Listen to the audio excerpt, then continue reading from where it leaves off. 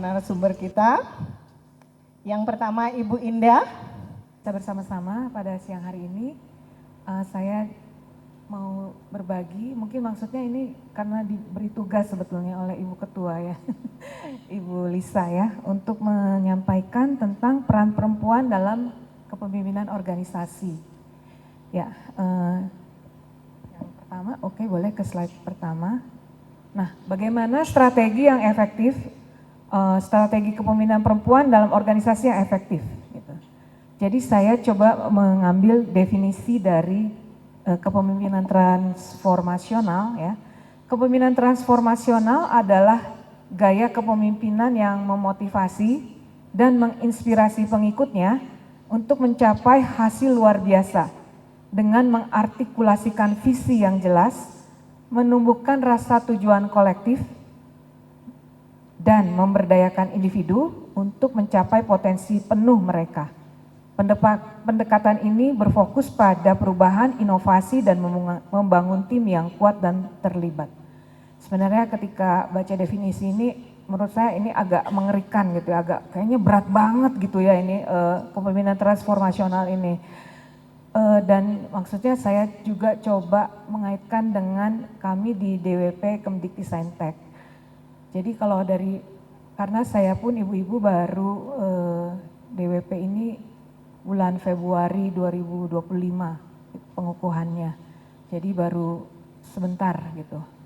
Nah kemudian kalau bisa dibilang, kalau boleh sharing itu, saya tuh pengalaman Dharma Wanitanya juga nggak ada bisa dibilang. Jadi saya itu mendadak Dharma Wanita gitu di sini.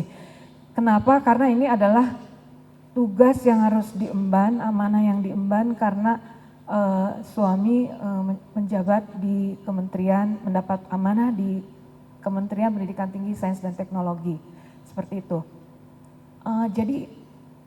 Tapi saya sangat berterima kasih gitu ya. Jadi selalu dalam proses ini, dalam berproses, ibu-ibu DWP Kemdikti-Saintek ini sangat mendukung kami semua di sini bersama-sama. Jadi pertama saya satu di sini, kemudian ketika sertijab, kemudian ibu-ibu eselon 1, jadi ada ibu-ibu istri para dirjen dan sesjen. Nah itu kami kemudian berkumpul bersama-sama menyusun pengurus, kemudian setelah itu, setelah ada istri-istri dari setelah eselon 2 ya dilantik, kemudian maka bisa dibentuk pengurus DWP Kemdikti-Saintek ini. Nah seperti itu, jadi itu adalah pengalaman yang baru. Kenapa? Karena di sana kami semua belum saling mengenal. Ini adalah kementerian yang baru sebagai pemekaran dari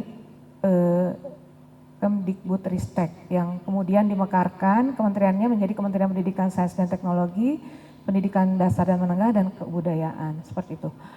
Nah dalam prosesnya ini selalu saya pikir itulah juga ibu-ibu ini sangat membantu. Jadi timnya itu sudah ada yang DWP itu yang sudah memang berpengalaman ya, sebagai salah satunya Ibu Frida yang hadir bersama kami di sini.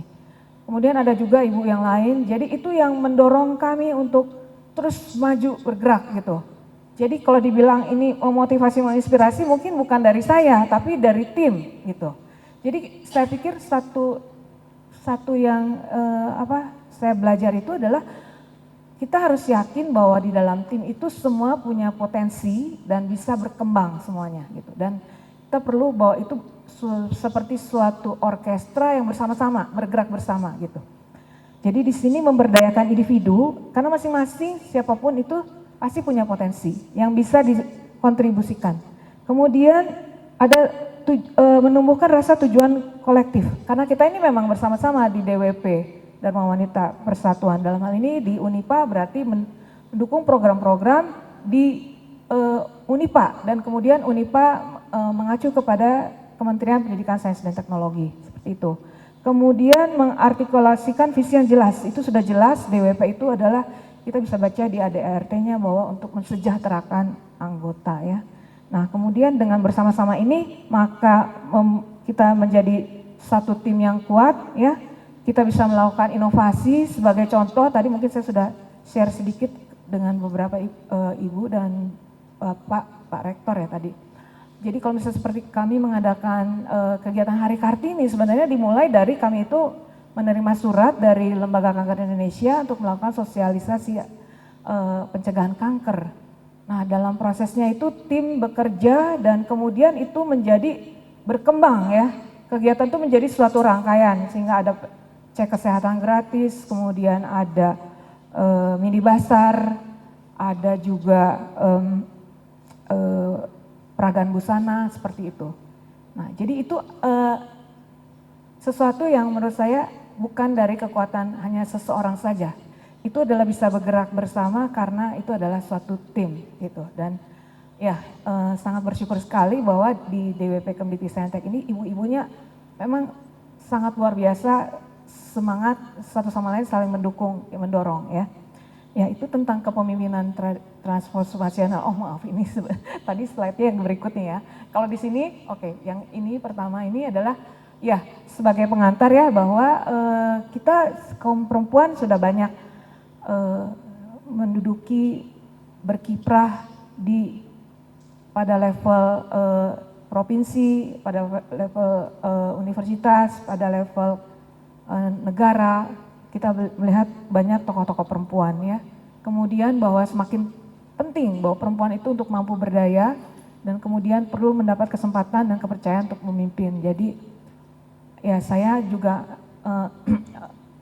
ya sangat bersyukur ya mendapat kesempatan untuk bisa menjadi ketua DWP Kemdikti Saintek itu ya pada saat yang itu kita mesti siap ya ibu-ibu ketika waktu itu datang kita mesti siap untuk melaksanakan amanah tersebut gitu ya. Boleh ke slide berikutnya. Jadi kepemimpinan transformasional ini berfokus pada inspirasi dan motivasi tim. Dalam hal ini bukan hanya ketua tapi wakil ketua, tapi kita bersama-sama mau bergerak maju. Gitu. Kemudian yang kedua bahwa yang efektif itu suatu organisasi kolaboratif dan inklusif. Jadi tim kita bekerja sama memang satu sama lain saling mendorong, membangun untuk bergerak maju. Inklusif artinya bukan eksklusif, artinya ini adalah bukan hanya elit tertentu, tapi kita semua adalah bersama-sama satu tim, seperti itu. Kemudian bahwa, kita penting untuk empati dan komunikasi. Jadi saya pikir setiap orang yang bisa berempati itu adalah suatu karunia dan juga suatu kemampuan yang harus diasah ya. Karena mungkin lawannya dari empati itu adalah berfokus pada diri sendiri. Tapi kalau pada empati itu kita berarti bisa melihat dari sisi orang lain itu seperti apa. Nah sebagai pemimpin itu kita penting untuk memiliki dan mengasah ya kemampuan untuk empati dan komunikasi. Komunikasi juga bagaimana kita berkomunikasi dengan baik kepada di dalam tim seperti itu ya. Empati jadi kalau misalnya mungkin juga termasuk kalau kita sejauh ini saya tidak melihat ibu-ibu itu sangat mendukung ya. Kalau sampai terjadi konflik gitu ya, nah itu kita bagaimana bisa mengatasi bersama-sama, maju kembali, solid kembali, seperti itu. Oke bisa dilanjutkan. Kemudian tantangan dan solusinya ya dalam peran perempuan di organisasi. Ya, karena di sini juga di kami DWP Kemdikti Saintek ini juga ibu-ibunya banyak yang bekerja saat ini.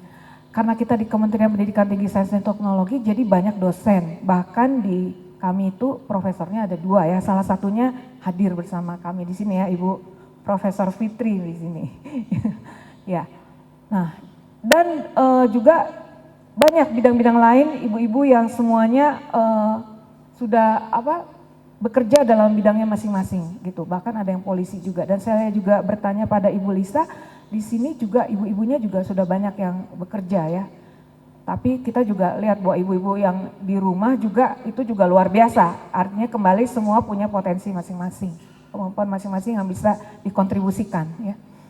Jadi tantangannya bagaimana menyeimbangkan tuntutan pekerjaan dan tanggung jawab keluarga. Nah kemudian kita selalu mengingat bahwa keluarga adalah unit terkecil ya dari pembentuk bangsa ini yang membentuk kalau keluarga kuat maka bangsa kuat. Jadi kalau toh kita berorganisasi di DWP tentu kita tidak boleh lupa pada keluarga kita untuk tetap bahwa ini kita memegang kekuatan di dalam rumah tangga ini menjaga ya supaya kita ketika ke eksternal itu kita bisa berperan dengan sukacita gitu ya. Gitu. Ya ini juga pesan dari penasihat kami ya, Ibu Menteri ya, Ibu Levi juga tentang pentingnya nilai-nilai keluarga, karena keluarga itu adalah unit terkecil ya dalam pembentuk bangsa ini. Sebelum lupa juga saya juga mau menyampaikan pesan ya dari salam dari penasihat kami Ibu Emi Fauzan yang atas pengukuhan ini, selamat dan semangat dalam mengemban amanah ini pada ibu-ibu, Bu Lisa dan seluruh pengurus ya. Seperti itu tantangannya bagaimana, jadi di keluarga itu kita amankan dulu ya, dan juga kita perlu sehat gitu, mungkin kalau sampai harus jadi sakit gara-gara ngurus organisasi mungkin ada yang perlu diperbaiki ya gitu kan, kesehatan kita harus jaga gitu ya supaya bisa berperan dengan baik.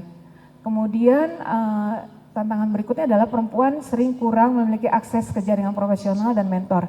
Tapi kalau saya sih pikir di sini Ibu Lisa ini aktif ya, jadi sudah untuk DWP sudah tergabung di forum istri-istri rektor. Nah kemudian juga bisa sharing dengan ibu-ibu yang lain, juga dengan jaringan-jaringan profesional lain supaya ini bisa maju berkembang, termasuk juga dengan kami di sini DWP Kemdikbudristek ya. Jadi memang kita perlu membuat jaringan sebanyak-banyaknya dan juga ada mentor, program mentoring. Jadi untuk bisa memberdayakan, meningkatkan kemampuan, jadi kita juga belajar dari pihak-pihak yang lebih pakar gitu ya. Oke, satu slide terakhir. Kemudian kolaborasi dan inovasi dalam pemberdayaan perempuan melalui Dharma Wanita Persatuan. Jadi inovasi-inovasi yang dilakukan bisa dalam bentuk program pelatihan digital, pemberdayaan ekonomi, dan kegiatan-kegiatan kesehatan dan kesejahteraan. Mungkin ini saya pikir ini sudah cukup jelas. Dari saya sudah cukup. Terima kasih untuk waktu yang diberikan. Bu Indah atas materinya cukup singkat, padat dan jelas, tapi saya rasa di ibu-ibu ini sudah mulai ada pertanyaan-pertanyaan, disimpan dulu. Kita pindah ke narasumber kedua, Tante Ata, dipersilakan. Saya ingin menyoroti tentang satu hal, yaitu pendidikan non formal ini yang membentuk perempuan berdaya dan berkualitas. Kita lihat realitas, saya spesifik untuk Papua Barat. Mari kakak. Ya, ini data yang kita ada di Papua Barat. Kalau ibu-ibu kekasih lihat sini, kita lihat IPG-nya kita, Provinsi Papua Barat tahun 2024, ini data terakhir. Itu adalah 83. Nah 83 ini kalau nasional 9127. Nah, menunjukkan bahwa ternyata perempuan dan laki-laki itu ada perbedaan untuk dia nimbrung di dalam pembangunan. Begitu. Jadi keterlibatan perempuan dan laki-laki itu ada beda.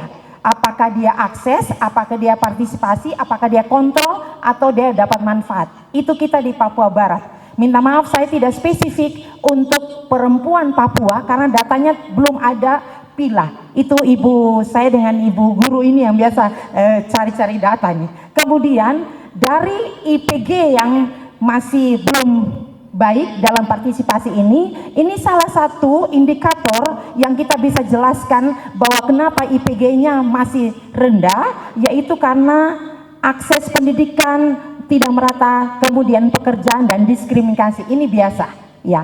Nah khusus untuk Papua Barat yang harus disoroti yaitu tentang pendidikan, karena pendidikan akan membentuk kognitif manusia ini, karena pendidikan akan membentuk kognitif kemudian manusia, dan dia bisa bergerak untuk melangkah, untuk melakukan sesuatu, termasuk di dalamnya adalah pekerjaan. Kemudian kalau kita dilihat di AMH, angka melek huruf khususnya 2024 untuk Papua Barat, untuk pedesaan itu melek hurufnya lebih besar perempuan 9665 dibandingkan dengan laki-laki. Dan kalau kita bandingkan perempuan dan kota, kalau kota suaka bagus karena satu contoh kita di Manokwari kalau kota memang perempuannya hampir berbanding sama 99,97, 99,955 hampir, bahkan perempuan itu lebih besar dibandingkan dengan laki-laki untuk melek huruf. Dan realitas juga di kampus ini yang punya IPK tertinggi itu lebih banyak perempuan dibandingkan dengan laki-laki. Itu realitas. Kemudian kita di SMA juga begitu, perempuan lebih besar prestasinya dibandingkan dengan laki-laki. Tetapi ibu-ibu kekasih, kita lihat di AMH untuk pedesaan ini terjadi pembeda yang luar biasa. 9665, 9753. Jadi jangan kau pikir kota saja, tapi kau harus pikir pedesaan juga. Begitu. Nah, salah satu AMH ini yang menjadi faktor yaitu faktor kemiskinan. Kita di Papua Barat maupun Papua itu datanya masih untuk kota dan pedesaan ini tinggi sekali, 26,34% miskinnya. Kota masih 9,5%. Ini data 2024. Jadi saya ingin mengajak ibu-ibu, kekasih-kekasih DWP, mari kita ini lihat di yang ini kampung-kampung sekitar kita. Paling tidak Pantura lah, begitu. Ya, kemudian kita lanjut. Faktor kemiskinan ini yang menimbulkan akhirnya timbul putus sekolah atau gagal sekolah dan perempuan paling terbanyak. Mari kakak lanjut. Perempuan paling terbanyak. Perempuan terbanyak dan yang paling banyak perempuan kalau misalnya di Papua Barat itu paling tinggi putus sekolah pada tingkatan SMA SMK 13.978 orang. Begitu itu yang kan.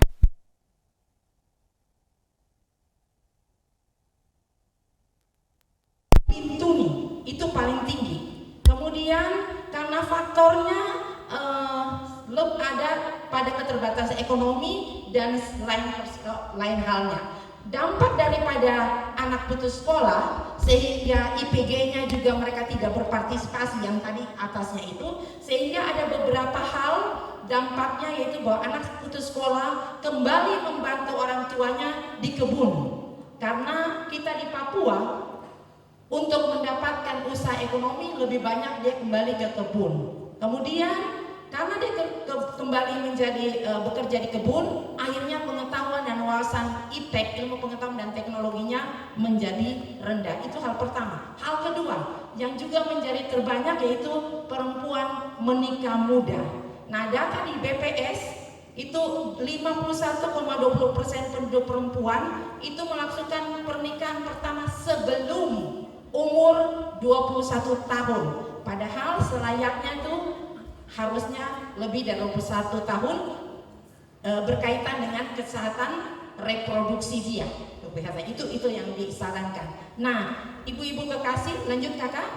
Ya. Nah, dari persoalan supaya perempuan bisa akses, bisa partisipasi, bisa kontrol, bisa mendapatkan manfaat dalam pembangunan, isunya, masalahnya yaitu adalah bahwa perempuan putus sekolah. Nah, pemikiran kami yaitu bahwa untuk mengatasi putus sekolah, lagi tren di dunia pendidikan dan di dunia Papua Barat dan Papua, yaitu solusinya adalah bahwa untuk meningkatkan kualitas sumber daya pendidikan untuk perempuan, trennya adalah ini, perempuan ikut pendidikan non formal. Itu lagi tren, dan itu kami sudah dari tahun 2024, 2022 itu lagi di-push untuk kegiatan PKBM, Pusat Kegiatan Belajar Masyarakat, itu supaya diaktifkan. Kegiatan dari pusat PKBM ini akan mendukung perempuan-perempuan teristimewa tanda petik yang di pedesaan supaya mereka bisa berdaya dan berkualitas.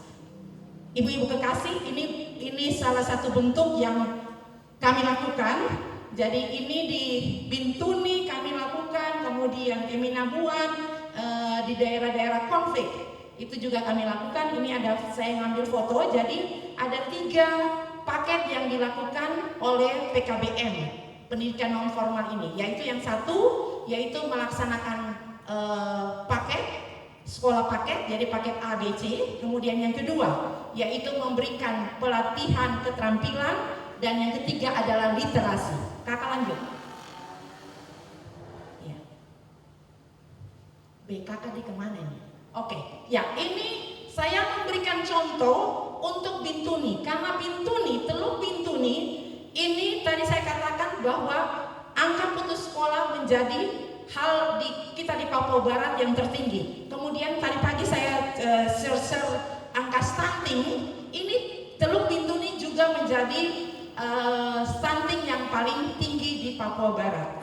Di Bintuni ini saya ambil contoh, ini datanya yaitu PKBM ibu-ibu kekasih ada sekian, ya. Dimana kalau di ke wilayah Bintuni, Teluk Bintuni ada 4. Dan perempuan ini menjadi proporsi yang paling tinggi di dalam PKBM ini.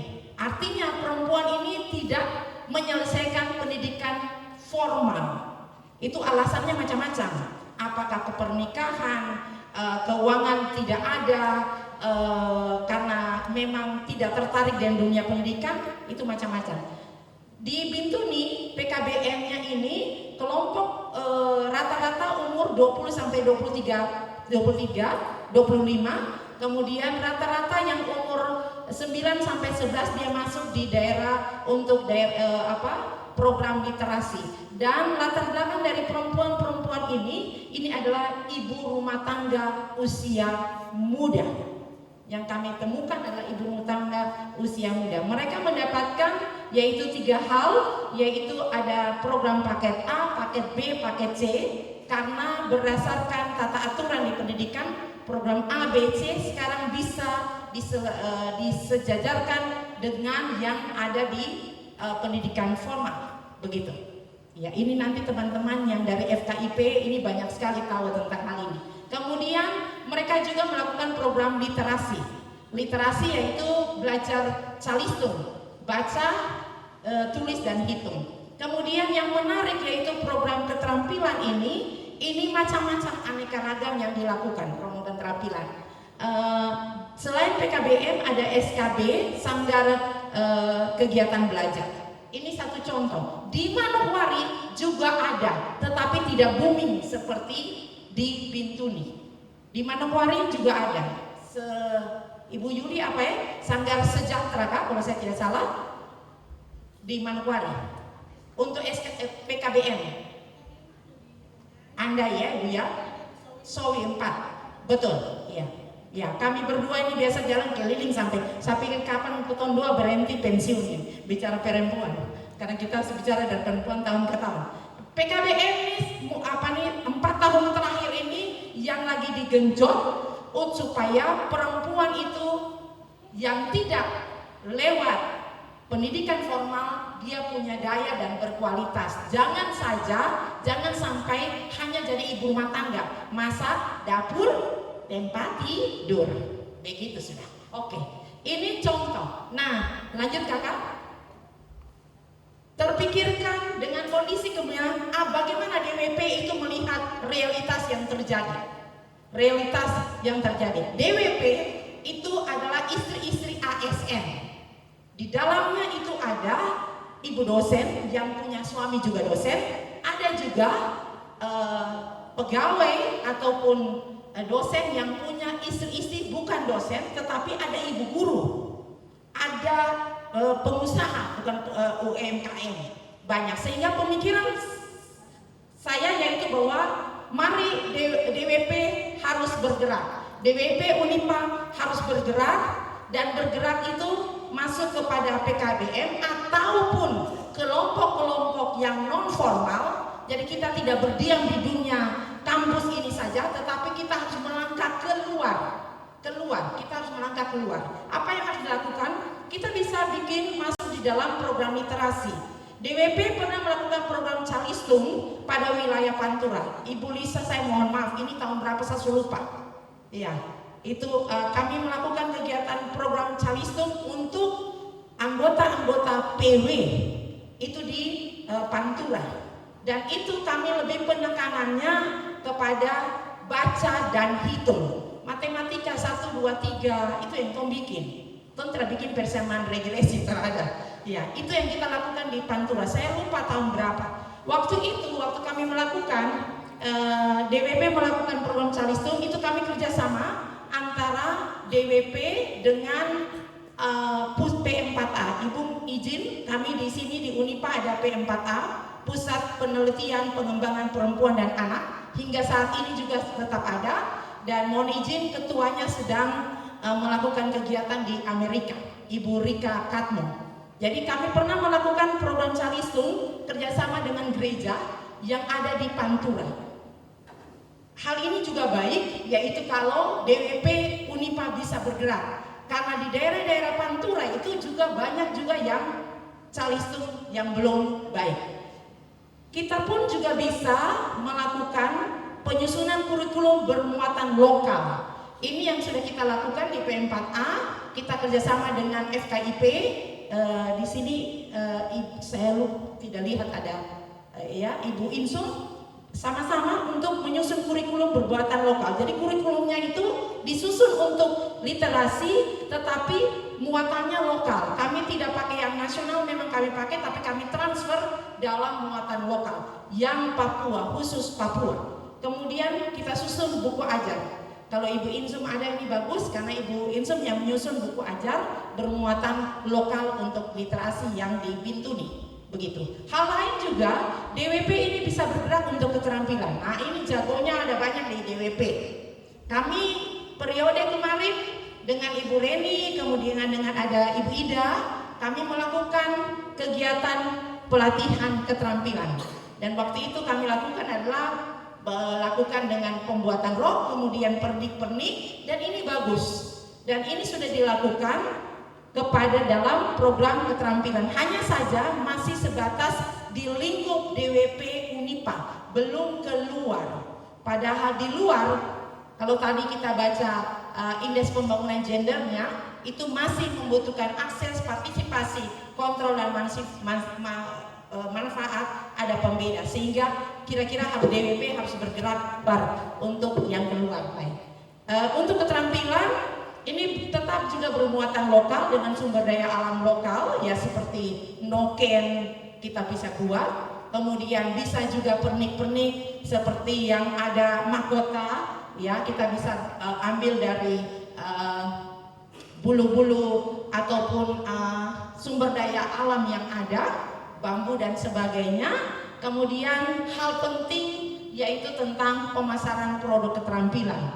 Satu hal yang ada terjadi di Manokwari yang bisa kelihatan di dunia kampus, yaitu mahasiswa-mahasiswi jika ospek atau barang itu, mereka diwajibkan untuk memakai tas noken dan tekatan titip ini mahkota. Mungkin DWP bisa mensponsori itu, bukan mensport ya, menyediakan sehingga bisa ibu-ibu yang punya bidang keahlian itu menciptakan mahkota itu bisa terpakai pada saat mahasiswa baru, begitu. 1 tahun ke 1 kali kan tidak apa-apa gitu. Oke. Demikian, ini pemikiran yang menurut pikiran saya DWP harus bergerak. Kalau kita sudah bergerak di dalam DWP dengan bagian fakultas dan sebagainya. Siap? Ya, mungkin kita harus keluar. Saya kira demikian. Terima kasih. Tuhan berkati. Beginilah kalau Tante bicara tuh begini. Anak-anak dipanggil mbak, nggak dipanggil itu supaya tidak ada gap antara dosen dan mahasiswa. Baik, saya diberikan kesempatan untuk bersama Dharma Wanita dalam materi perempuan sebagai penggerak sosial dan pembangunan komunitas. Baik, saya dulu mantan sekretaris Dharma Wanita. Jadi saya tadinya sekretaris Dharma Wanita Kesehatan, kemudian saya naik status menjadi sekretaris Dharma Wanita Kabupaten Manokwari. Jadi naik level. Saya dipilih naik level itu bukan karena suami saya yang punya jabatan sebagai seorang pejabat eselon 3 di Dinas Kesehatan, tapi saya diberikan kepercayaan dari sekretaris DWP itu karena memang saya punya kemampuan mendorong organisasi ini dalam kerja-kerja dalam tugas Dharma Wanita. Oleh sebab itu Pemda Manokwari langsung melalui Rakornis kita langsung saya ditunjuk menjadi sekretaris. Baik, kita lihat kalau kita bicara perempuan, saya masih kembali ke perspektif gender dulu ya. Kalau kita bilang perempuan itu jenis kelamin yang beda dari laki-laki karena memiliki reproduksi, ovarium, uterus, vagina, dan juga memiliki kodrat menstruasi, mengandung dan melahirkan. Kadang orang salah persepsi melihat gender dan seks. Kalau kita bicara seks itu kita bicara kodrat, sesuatu yang diberikan oleh Tuhan tidak berubah kekal sepanjang masa. Tapi kalau kita bicara gender itu sebuah konstruksi sosial di masyarakat bisa berubah mengikuti perkembangan waktu. Kita lihat hari ini banyak perempuan bisa bawa mobil, bisa jadi pilot. Itu membuktikan bahwa peran tanggung jawab yang bisa dilakukan oleh laki-laki dan perempuan. Kalau kita lihat perempuan itu ada anak, kemudian ada anak remaja, kemudian ada perempuan muda dan lansia. Ini semua masuk dalam kategori perempuan. Next. Oke, saya mau jelaskan kisah sukses saya dalam mengembangkan program di masyarakat. Lanjut saja langsung ke slide yang keempat. Next. Ya. Jadi mungkin teman-teman ibu lihat kalau di sini tahun 2012 saya status sebagai kepala pemberdayaan perempuan ya, tapi sebagai ketua Dharma Wanita Kabupaten Manokwari. Jadi program yang saya lakukan yaitu saya mendorong keadilan bagi perempuan terkait dengan hak tumbuh kembang anak. Jadi kami membentuk Kampung Ramah Anak. Kampungnya ada di Pantura sini, di mana kami membentuk Kampung Ramah Anak tentang pendidikan dan kesehatan. Dan waktu kami membentuk Kampung Ramah Anak, ternyata kami mendapat undangan dari Asia Pasifik untuk membuat proposal dan kami diundang. Jadi pada saat itu saya bersama Bupati Manokwari, Wakil Bupati kami ke Nepal. Di sana kami promosi Kampung Ramah Anak berbasis kultur. Kenapa? Karena kami punya Kampung Ramah Anak itu tidak ada gedung. Setiap bulan posyandu itu kami jalankan dan pelaksanaan menimbang bayi itu di bawah pohon. Jadi ibu-ibu datang bawa anak timbang di bawah pohon pakai kain. Itu yang membuat kami diundang di pertemuan Pasifik. Next, yang berikut. Saya juga melakukan pelatihan analisis sosial dan pemberdayaan perempuan dan kelompok disabilitas. Di mana saya dengan teman-teman kita mengundang para perempuan untuk mereka bagaimana memahami analisis sosial, apa persoalan mereka di lingkungan mereka, tempat tinggal mereka, apa masalah yang mereka hadapi. Kemudian kami coba buat dalam pohon masalah. Di sana kami melatih mereka pohon masalah sehingga dampak itu yang akan menjadi isu untuk bagaimana mereka menyelesaikan masalah yang dihadapi oleh mereka. Next. Yang berikut, saya juga karena pemahaman gender yang kuat, jadi saya melatih para penulis berita yang responsif gender untuk wartawan dan pemuda bagaimana mereka menulis berita yang mendorong supaya gender itu bukan menjadi isu yang tertutup, jadi isu yang terbuka. Saya sempat dimarah waktu kami pergi ke rumah sakit Kaimana. Dokter itu orang Selui juga. Dia bilang, "Ibu, kenapa ibu kesini? Ibu sudah minta izin." Saya bilang begini, "Pak, saya datang ke sini itu mau lihat kondisi rumah sakit, apakah sudah perspektif anak atau tidak, perspektif gender atau tidak." Terus dia bilang begini, "Ibu sudah minta izin." Saya bilang, "Belum." Keluar, kepala pemberdayaan ikut sama saya, tapi dia diam aja. Saya keluar, ternyata ada pegawai di rumah sakit situ, orang dari tamatan SPK, suami saya ngajar bahasa Inggris dulu di SPK. Dia bilang begini, "Aduh, ini Ibu Yuli, Om Saka, Pak Saka punya istri. Ibu ini deh kalau bicara di provinsi, orang akan kaget." Langsung dia cepat-cepat kasih tahu di dinas kesehatan, kepala dinas, sekretarisnya yang duduk duduk sebelah gambarnya, dia bilang ada dari pemberdayaan provinsi. Bapak tolong terima mereka. Kami diterima, saya menjelaskan kami diizinkan. Jadi kami coba melihat apakah rumah sakit itu sudah responsif gender atau tidak. Ternyata di rumah sakit itu tidak ada air yang cukup. Ketika ibu hamil melahirkan, mereka kekurangan air. Di halaman rumah sakit tidak ada taman bermain anak. Jadi saya lebih concern kepada bagaimana pembangunan yang responsif gender. Next, berikut. Kita lihat ini sosialisasi dan pencanangan kampung layak anak untuk Kabupaten Sorong. Kota layak anak bagi Kabupaten Sorong. Jadi ini kami harus selesaikan sosialisasi. Kemudian gambar berikut, kami survei kampung, yaitu kampung Jeffliu. Dan saat itu disetujui oleh Pemda Kabupaten Sorong untuk kita laksanakan pencanangan yang dihadiri oleh Bupati Kabupaten Sorong. Next. Kemudian saya melatih para ASN di Pemda, terutama orang-orang perencana program di Pemda Kabupaten, bagaimana mereka menyusun anggaran yang responsif gender. Jadi kita harus tahu ibu-ibu bahwa, teman-teman, bahwa ternyata dalam pemberdayaan perempuan ada program yang namanya perencanaan penganggaran responsif gender. Di mana dalam PPRG ini kita bagaimana melihat isu apa yang ada, kemudian bagaimana menyelesaikan isu itu, sehingga kita harus melakukan analisis terhadap isu yang akan kita selesaikan, sehingga kita tahu apa yang harus kita lakukan.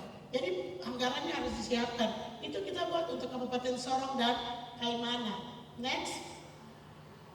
Kemudian saya juga melatih para lokal champion, jadi masyarakat di kampung, pemuda-pemuda dari kampung, kerjasama dengan USAID kolaborasi, kita mengajarkan mereka bagaimana mereka mendorong supaya perempuan dan anak ketika ada di musrembang kampung, mereka tidak tinggal di rumah, tapi mereka datang untuk menyampaikan apa persoalan mereka di kampung yang bisa dijawab oleh pemerintah daerah. Kemudian next yang berikut. Ini pelatihan perencanaan anggaran Otsus 2. Kita punya Otsus 2 kemarin 2022 ya. Saya diminta USAID kolaborasi bagaimana melatih perencana di masing-masing OPD di Provinsi Papua Barat untuk bagaimana mereka menyusun anggaran, program dan kegiatan yang ada anggaran khusus untuk perempuan dan anak serta kelompok disabilitas. Next. Kemudian saya pergi melatih masyarakat dalam memberikan perlindungan bagi perempuan dan anak ke Bintuni, di Kabupaten Teluk Bintuni. Kalau di Teluk Bintuni saya pergi sampai di kecamatan. Tadi Ibu Yolanda bilang ada di Bintuni ada yang stuntingnya tinggi. Saya waktu pergi sampai di kampung yang namanya Farfurwa. Jadi dari Manokwari 6 jam ke Bintuni, naik speed 3 jam, kemudian ke Farfurwa 2 jam. Dua kampung itu Farfurwa itu berbatasan dengan Fakfak. Kemudian teman-teman tahu apa? Itu kampungnya Bupati Teluk Bintuni, Petrus Kaisiu. Jadi pagi-pagi kami memberikan kegiatan, kami pembukaan suruh menyanyi lagu Indonesia Raya. Dong tidak tahu. Palu pun dong tidak tahu. Jadi kami terpaksa, saya bilang sama teman-teman Raya, tolong kita tunggu dulu, kita masih latih mereka. Palu sudah pakai lagu, mereka masih salah palu, jadi terpaksa sudah menyanyi biasa saja. Ini bagian dari pendidikan yang terabaikan karena masyarakat yang ada di daerah terpencil. Next. Lihat, ini saya pergi ke Bintuni karena cucu tinggal dengan saya, bapaknya ada berangkat, mamanya di Jayapura, saya bawa.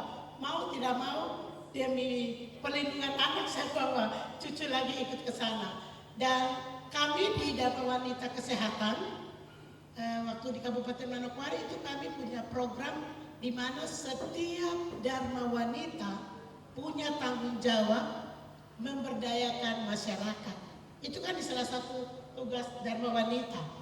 Jadi kami di Dharma Wanita Kesehatan waktu itu kami buat program memberikan makanan bagi bumil dan anak di Pulau Mansinam. Jadi kami waktu itu setiap bulan saya datang bersama teman-teman Dharma Wanita setiap bulan. Jadi kami kerjasama dengan Puskesmas Pasir Putih. Ini bisa dilakukan oleh Dharma Wanita Unipa. Jadi bukan saja pendidikan, tapi kesehatan. Karena kalau kita lihat Pantura, itu puskesmas yang sangat jauh dan mereka punya kader posyandu atau kader posyandu, tapi mereka juga punya penyuluh KB yang ada di sana yang kita bisa libatkan untuk mendorong kesehatan bagi masyarakat. Next. Jadi kalau kita bicara strategi kepemimpinan perempuan, kenapa Dharma Wanita jadi tidak berdaya? Anggota Dharma Wanita tidak aktif karena ketika kita membentuk Dharma Wanita ada ketimpangan dalam pemberdayaan anggota Dharma Wanita. Oleh sebab itu kalau kita membentuk anggota menyusun struktur Dharma Wanita, kita harus bagaimana melihat kemampuan dari ibu-ibu itu. Karena kita kan melihat, oh suaminya ini. Tapi alangkah baiknya saran saya, pengalaman kami, bukan menunjuk karena jabatan, tapi karena kemampuan dia untuk memberdayakan. Karena harus dia menciptakan lingkungan yang inklusif, kemudian dia harus melihat perempuan itu punya posisi yang sama. Tidak boleh karena status jabatan atau status sosial. Next. Kita lihat kalau kita membangun perempuan, kita harus hilangkan hambatan, kemudian kita mengidentifikasi masalah gender atau bias gender yang menantang, kemudian kita meningkatkan kesadaran. Jadi harus ada pelatihan, workshop yang kita lakukan internal Dharma Wanita supaya bagaimana kita meningkatkan kesadaran anggota Dharma Wanita. Karena perempuan-perempuan ini kalau salah paham terus, saya akan pergi itu. Dan itu kita harus lakukan supaya yang punya potensi ini kita libatkan, yang punya kemampuan ini kita libatkan. Jangan kita pilih dia karena dia tidak punya, dia punya suami tidak punya jabatan. Kemudian untuk memperbaiki struktur organisasi, kita harus pastikan bahwa kebijakan dan kategorisasi tidak membedakan perempuan. Kalau dulu di Dharma Wanita Provinsi kan harus istri kepala dinas, harus jadi anggota harus istri-istri. Padahal Dharma Wanita untuk semua ASN. Saya menjadi sekretaris Dharma Wanita sejak 98. Saya pindah dari Sorong yang mengikuti suami ke sini tahun 1999 sampai kemarin 2019 suami saya pensiun berusaha undur dari Dharma Wanita. Jadi saya aktif di Dharma Wanita. Next yang berikut kita lihat, kita harus menciptakan lingkungan yang inklusif di mana semua orang itu sama, tidak ada yang terbelakang. Semua harus sama-sama setara dalam berjalan, melangkah, menyusun program dan sebagainya. Terus kita menghilangkan penghalang di antara kita, karena penghalang kita tuh karena akses jaringan yang kurang, tapi kurangnya pelatihan yang kita buat di dalam internal DWP. Terus perlunya bimbingan dengan menyiapkan sumber daya manusia yang baik. Kemudian kita harus menghargai keberagaman di antara kita. Jangan bilang ketua Dharma Wanita orang minta maaf ya ibu, orang Serui dan nanti struktur semua orang Serui, tidak boleh. Semua harus sama. Next. Program pengembangan kepemimpinan itu kita menyediakan program-program yang benar-benar memberikan ruang kesempatan kepada perempuan untuk menjadi pemimpin. Jadi kalau kita lihat ini dia punya potensi, mari kita dukung dia. Jangan, tidak boleh ya. Saya ingatkan sekali lagi karena ini yang membuat organisasi jadi apa? Stagnan, tidak berjalan dengan baik. Kemudian bimbingan dan mentoring harus kita berikan kepada semua anggota Dharma Wanita. Kemudian kita mendukung perempuan dalam posisi kepemimpinan. Jadi kalau teman kita itu dia sebagai ini, mari kita sama-sama dukung dia. Kurang pengetahuan di situ kita berikan pengetahuan yang kita ketahui. Saya dengan Mama Atta di selalu waktu bicara terus. Ibu Els kemarin saya ketemu di Hadi, dia bilang ini kakak nanti tong bicara-bicara untuk gender. Iya siap. Kita saling membuka diri, jangan kalau saya PNS, Ibu Els akademisi, tapi kita selalu membangun kerjasama, kolaborasi. Next. Mendukung kebijakan pemberdayaan perempuan, jadi harus ada advokasi kebijakan yang kita lakukan, di mana kita promosi kesetaraan gender. Jadi kalau Dharma Wanita Jangan Dharma Wanita yang diajarkan gendernya, bapak-bapaknya yang diajarkan. Dharma Wanita Unipa bisa membuat kesetaraan gender dengan melakukan kegiatan di SMA, SMK terkait dengan reproduksi. Kalau saya kasih materi, saya bilang begini, laki-laki merusak reproduksi perempuan. Dong garis, ibu saya bilang, iya, karena laki-laki suka mengganggu perempuan pada masa anak. Begitu. Jadi kita bisa adakan kegiatan-kegiatan. Kemudian biasanya kita juga promosi supaya cuti untuk perempuan itu diberikan. Saya pikir Dharma Wanita nanti ada istri dosen yang hamil, mungkin bisa bilang ke Bapak Rektor ya, Ibu Barami, Bapak kasih dia cuti, suaminya juga ikut cuti 40 hari. Bisa ya. Kemudian kita lihat upaya yang setara di antara Ibu izin waktunya 2 menit. 2 menit lagi ya, di antara para dosen, kemudian partisipasi publik itu harus kita perhatikan bersama-sama. Next. Oke, kita harus mengakui bahwa perempuan ini berhasil, berarti kita dukung. Dia berhasil karena dia punya kemampuan, jangan kita menjatuhkan dia. Dan kita mendorong supaya generasi muda harus mengejar posisi perempuan anggota Dharma Wanita yang punya kemampuan, mari kita dukung dia. Next. Oke, program kerja DWP saya pikir semua sudah tahu ya. Tapi kita bisa ambil di bagian sosial, ekonomi, dan pendidikan. Ini yang perlu kita lakukan bersama masyarakat. Selain di internal Dharma Wanita, kita juga bisa lakukan di masyarakat. Next. Oke. Paling penting adalah hari ini ibu-ibu Dharma Wanita coba untuk datang.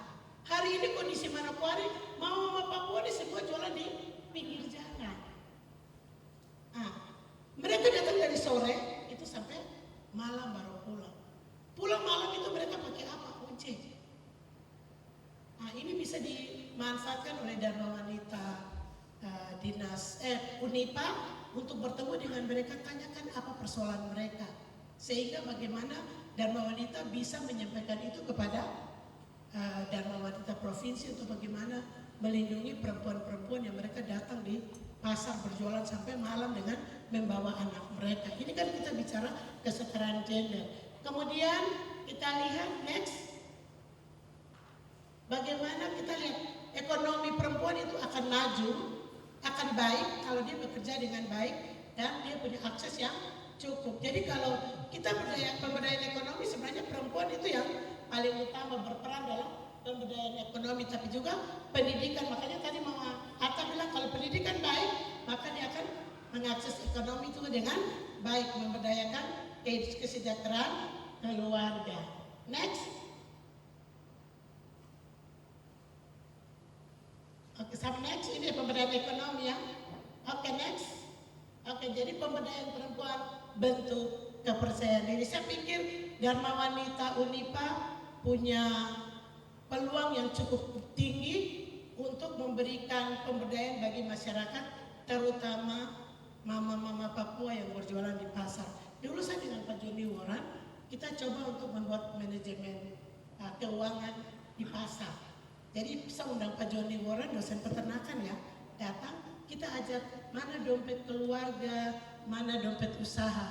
Kita agar mereka memilah uang yang usaha simpannya di dompet mana, uang keluarga disimpan di mana, terus uang yang lain-lain kesehatan pendidikan disimpan di mana. Jadi kami mengajarkan 3 dompet supaya mereka waktu berusaha atau berjualan mereka dapat keuntungan itu masuk usaha. Mereka pilihkan untuk bagaimana untuk pendidikan dan kesehatan anak, tapi juga bagaimana untuk memenuhi kehidupan rumah tangga. Saya pikir pakar-pakar ekonomi, pakar pendidikan ada di Unipa.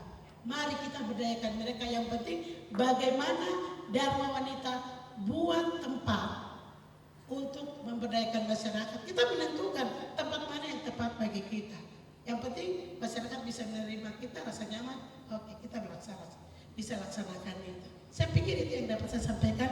Terima kasih. Baik, kita beri aplaus untuk sesi pertama. Dipersilahkan 3 penanya. Saya utamakan dari tamu undangan, ibu-ibu Dharma Wanita yang tamu undangan dipersilakan untuk entah mau menanyakan atau apalah ke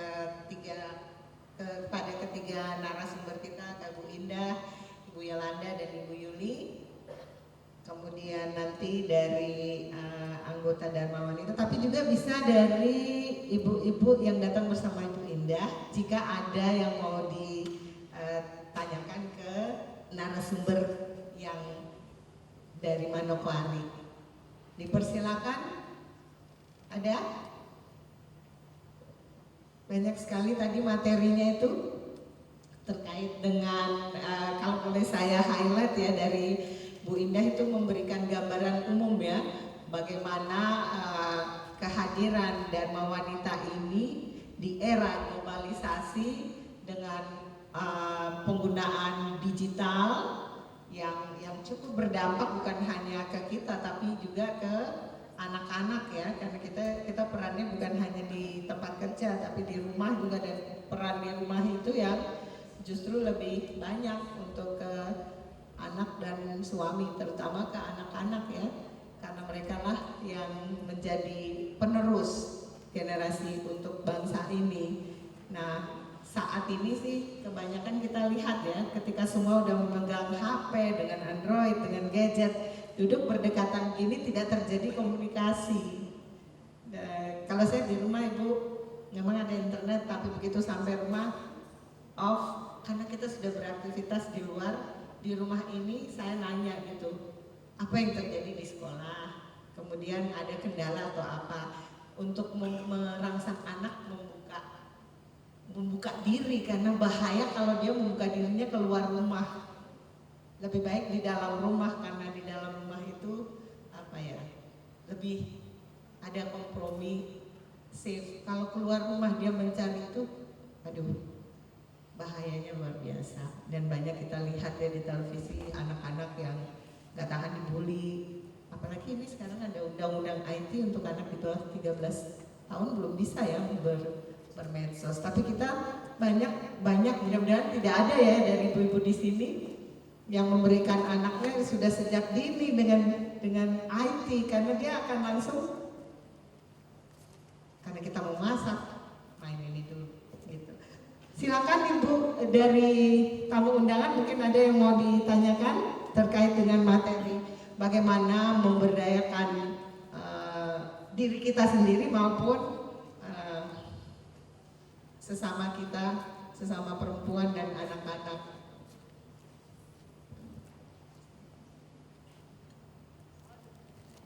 Silakan dari Ibu siapa? Sebutkan nama, kemudian perwakilan DWP dari mana? Oh, dari Ibu. Baik. Ini digagas ya, banyak tadi ada banyak ya tadi, saya lupa, ada membuat rok, pemberdayaan pada noken ya, itu kontinuitasnya seperti apa gitu. Jadi menarik sekali apabila kita mungkin bisa mengambil polanya untuk kita terapkan di DWP lain dan kita identifikasi seperti itu, bermanfaat saya pikir. Mungkin itu pertanyaan saya, terima kasih. Langsung saja Bu Yolanda. Atau ada lagi, saya berikan 3 dulu. Dona Kumendong Mentansa, mewakili DWP Fakultas Sastra. Setelah mendengar ibu-ibu ini giat dalam organisasi, tetapi dalam karir juga mereka luar biasa. Kita beri tepuk tangan dulu untuk ibu-ibu hebat di depan. Pertanyaan saya yang pertama mungkin untuk ketiga ibu ini, bagaimana strategi dari ibu-ibu untuk mengatasi diskriminasi yang terjadi dari bias gender dalam menjadi pemimpin di dalam lingkungan kerja ibu-ibu selama berkarir, terutama Ibu Atta, Ibu Yuliana Numberi. Baik, kemudian yang kedua untuk Ibu Yuliana Numberi, kita biasa lihat terjadi bentrokan yang hebat antara kepemimpinan dan adat istiadat di Papua. Bagaimana pandangan Ibu sebagai perempuan asli Papua melihat hal ini? Terima kasih, waktu saya kembalikan. Buai dari DWP Fakultas Sastra dan Budaya Unipa. Saya bingung, ini pertanyaan, tetapi juga mungkin bukan hanya ke narasumber, tetapi kepada kita sebagai perempuan. materi yang tadi disampaikan oleh ketiga narasumber ini sangat menarik, dan kalau boleh saya rangkum, sebenarnya untuk kemajuan perempuan itu dia ada di dalam beberapa lingkungan. Jadi yang pertama itu dia mulai dari keluarga.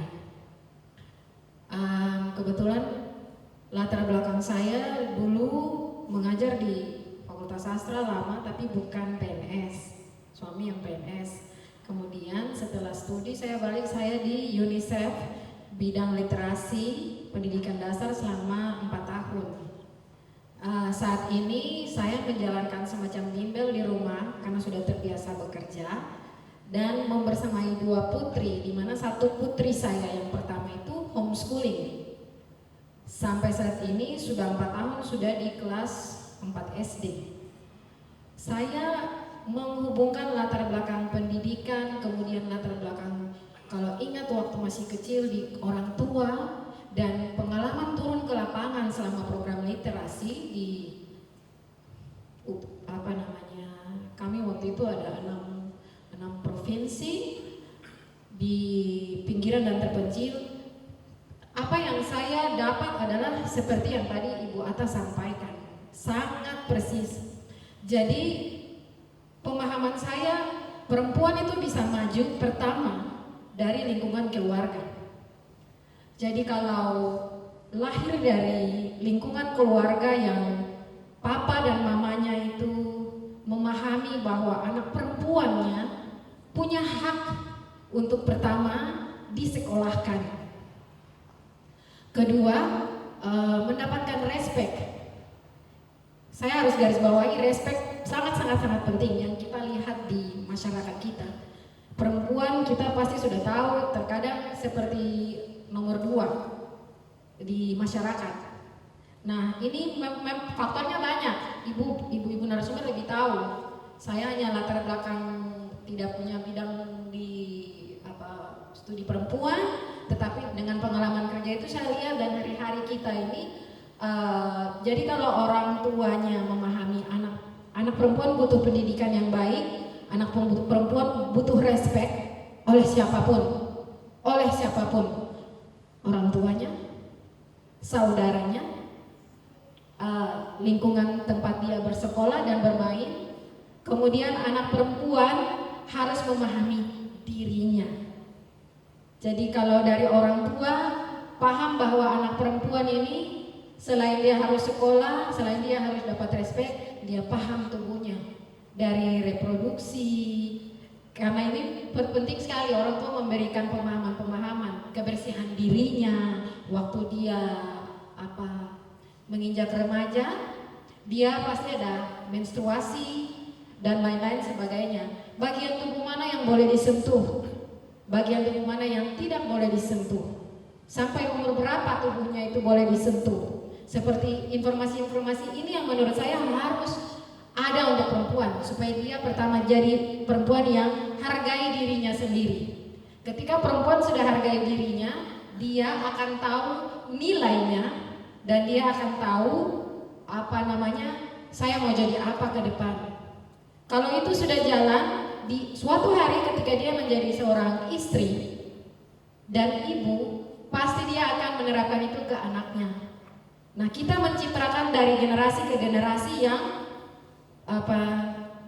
perempuan yang maju karena ibunya sudah aware duluan. Jadi ini yang tadi saya lihat dari ibu bertiga, lingkungan dari keluarga penting. Kemudian di sini saya catat Ibu Atta tadi sampaikan kenapa sampai di Papua ini masih cukup rendah karena faktor kemiskinan. Benar sekali, waktu kami jalankan literasi itu faktor utama, faktor utama. Karena kemiskinan, bapak dengan mama bawa anak-anak pergi ke kebun. Anak tidak sekolah lama sekali, 3 bulan, 6 bulan. Sudah tahu baca tapi 3 bulan, 6 bulan tidak pegang buku. Kembali ke sekolah, bapak ibu guru ajar baca lagi, tidak bisa ajar pengetahuan lain. Balik ajar baca lagi ulang, karena sudah lupa, sudah tidak tahu baca. Sama sekali, dan itu fakta di lapangan, data UNICEF, data USAID itu ada. hasil laporannya juga ada. Izin Ibu boleh langsung ke pertanyaan. Iya, jadi saya mau bertanya untuk kita UNIPA yang baru terbentuk Dharma Wanita ini dan juga kepada Ibu narasumber. Pertama, untuk ke ibu bertiga, kalau kita lihat irisannya itu dia masuk ke berbagai bidang. Dinas pendidikan, perguruan tinggi lokal, Dinas Pemberdayaan Perempuan Perlindungan Anak, kemudian Dinas Kesehatan, kemudian Dinas Sosial, mitra-mitra pemerintah seperti misalkan tadi Ibu sebut USAID, ya Ibu Yulia, terus ada juga UNICEF dan lain-lain yang bergerak di tanah Papua. Itu apakah sudah ada semacam kerjasama, kolaborasi, dan keberlanjutannya seperti apa sampai saat ini?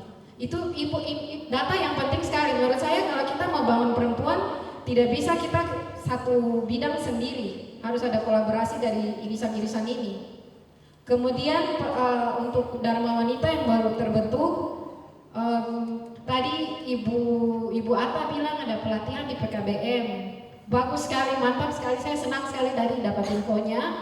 Tapi saya mau tanya buat kita, apakah mungkin ibu-ibu yang di bidang sosial budaya, kita mungkin kalau kita mau menjangkau keluar awal masih sulit, tapi di dalam kita, saya ada beberapa poin di sini seperti yang Ibu sampaikan waktu Dharma Wanita yang lalu. Ibu Atta bilang ada pelatihan menjahit dan lain-lain. Kebetulan waktu itu saya juga baru bergabung 1 bulan Kak, terus saya ikut. Nanti mungkin kita bisa ada pelatihan itu, tapi saya pikir untuk perempuan itu banyak sekali skill yang bisa kita latih. Apakah nanti kita akan membuat itu untuk kita punya anggota duluan di dalam kita? Jadi misalkan pelatihan public speaking, pelatihan masak, makanan yang sehat. Saat ini isu-isu ultra processed food versus real food. Mungkin kita mulai dengan kita masak makanan yang sehat di rumah. Terus mungkin kita ada pelatihan parenting buat kita ibu-ibu. Kemudian juga mungkin ada komputer dasar. Kita sudah hidup di zaman teknologi, mungkin kita ibu-ibu juga bisa berlatih itu. Komputer dasar, juga mungkin bagaimana memberikan akses sosial media kepada anak, batasan-batasannya. Mungkin saya pikir itu kita mulai dari kita dulu, supaya kita bisa praktek di dalam rumah kita. Kemudian mungkin akan menjadi dampaknya lebih luas lagi. Terima kasih, mohon maaf agak panjang. Ke Ibu Yolanda, itu terkait kontinuitas dari program kerja, contohnya misalnya kayak pelatihan pembuatan noken dan lain sebagainya di PKBM ya. Silakan Ibu. Iya, Ibu terima kasih. Itu ada kami dari UNIPA itu yang menganalisis kebutuhannya sesuai dengan bidangnya kami. Kemudian kami bekerja sama dengan Dinas P dan P. Di dalam Dinas P dan P itu ada urusan yang khusus untuk pendidikan non formal. Kebetulan mayoritas di pendidikan non formal alumni kami, jadi lebih cepat begitu. Kemudian ada kerjasama juga dengan sekolah-sekolah yang ada di Bintuni yang menyiapkan guru-guru yang mengajar di PKBM untuk paket-paket. Sedangkan untuk yang keterampilan itu kerjasamanya dengan DWP dan juga PKK. Gitu. Jadi lebih banyak kalau ke keterampilan ke DWP dan PKK, karena di PKK dan DWP itu banyak sekali yang keterampilannya, dan memang untuk DWP dan keterampilan tidak terlalu membutuhkan suatu potensi mengajar, karena dibandingkan dengan paket-paket itu harus syaratnya, ada syarat. Kemudian literasi itu bawahnya dari guru-guru yang ada gitu. Untuk keberlanjutannya hingga saat ini yang menjadi untuk paket-paket itu berjalan. Cuma saja paket-paket ini muatan lokalnya itu sedang disesuaikan dengan muatan Papua, karena kami berpikir bahwa kalau muatannya adalah kami ambil dari nasional itu tidak kena, Bu, tidak cocok. Jadi kami masuk dengan muatan lokal, begitu. Jadi itu lagi digarap, ada teman-teman FKIP, ada Ibu Insum dan sebagainya yang bersama-sama dengan kami. Kebetulan saya di agribisnis, ya banyak bekerja dengan perempuan-perempuan, jadinya begitu. Kemudian hal lain, untuk paket-paket tidak jadi masalah, Bu. Paket ABC itu tidak masalah. Yang menjadi kendala utama yaitu siswa ataupun peserta paketnya itu yang aktivitas rumah tangga. Jadi harus mengurus anak dan sebagainya. Sehingga kadang-kadang permasalahannya mereka tidak sesuai dengan yang sudah ditentukan frekuensi belajar yang ada. Itu permasalahan utama. Tetapi ada kesepakatan yaitu bahwa nanti di ujian mereka dites lagi. Hal utama yang paling sekali dirasakan di dalam kegiatan PKBM nih keberlanjutannya di paket program keterampilan. Paket program keterampilan. Ini ibu-ibu membuat anyaman noken itu dari benang-benang. Kemudian seperti yang di depan itu mahkota itu mereka juga sudah buat, banyak gambar yang sudah. Hanya ibu kendala terbesar yang ada di dalam kegiatan PKBM untuk paket program keterampilan, pemasaran. Ini yang paling besar sekali, begitu, karena lokasinya jauh, kampung-kampungnya jauh, sedangkan mau memasarkan di mana, begitu. Ada kerjasama. Berpikir bahwa ke dinas PDMP bahwa setiap kali kegiatan masuk siswa itu kalau boleh bisa dipakai sebagai identitas sebagai siswa Papua menggunakan atribut noken dan mahkota, walaupun itu bukan asli. Kalau asli tidak boleh, Bu, itu melanggar ketentuannya, Bu Yulia. Jadi mereka pakai yang tidak asli, begitu. Tetapi pemasarannya ini yang menjadi kendala. Hal utama adalah kendala. Kalau di Bintuni bentuknya demikian, PKBM di Manokwari juga bentuknya begitu ya, Bu Yulia, ya PKBM. Dan ini yang kita galakan. Kalau di Teminibuan modalnya polanya beda tuh. Model di Teminibuan polanya adalah SSH. Jadi sistem sekolah satu hari. Jadi itu bentuknya berbeda. Jadi seperti dulu waktu zaman Belanda itu ada anak-anak ditempatkan di asrama, kemudian dilayani pendidikannya sehari. Itu sponsor 100% dari Pemda. Jadi ada anggaran. Nanti Ibu Yuli tambah, karena yang saya dan Ibu Yuli ini yang biasa baribu tentang barang itu. Begitu Ibu. Kita berharap bahwa kegiatan ini berlanjut karena sangat membantu sekali perempuan-perempuan putus sekolah, sangat membantu, begitu. Itu hal Ibu Fitria demikian. Ya, untuk Ibu Dona, kalau kita di kampus tidak terjadi bias gender di kampus. Kalau ada yang bias gender tuh bakal lagi sudah. Itu saya kira begitu. Karena mulai dari tingkat program studi itu tidak ada terjadi bias gender di dalam kampus. Karena ya semuanya paham bahwa punya hak dan yang sama. Jadi tidak ada bias. Bias itu banyak terjadi di luar kampus, ya. Tetapi kalau boleh saya kasih informasi kepada kita sekalian bahwa pelecehan seks di kampus ini ada terjadi.